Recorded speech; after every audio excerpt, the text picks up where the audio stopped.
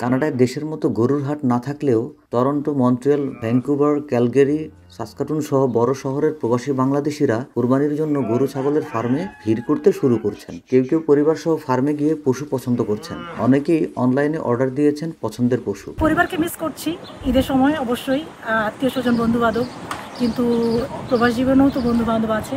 আমরা চেষ্টা করি সবাই একটা পরিবারের মতো ঈদটাকে উদযাপন করার জন্য। দেশে কুরবানি দেই, দেশে আমার যেহেতু পরিবার থাকে, পরিবারের সদস্যরা আছে, সবসময় আমার এই জন্যই এখান থেকে চয়েস থাকলেও আমি এখানে দেই না।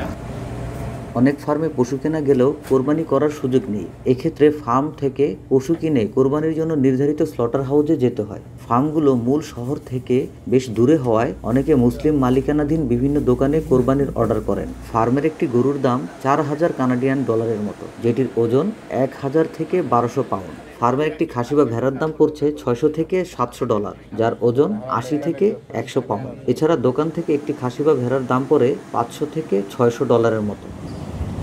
মাংস ভাগাভাগি ও বিলানোর সুযোগ না থাকায় অনেকে সমপরিমাণ অর্থ বিভিন্ন মুসলিম চ্যারিটিতে দান করেন। কেউ আবার গরিবদের বিলিয়ে দিতে দেশে আত্মীয় স্বজনের কাছে পাঠিয়ে দেন।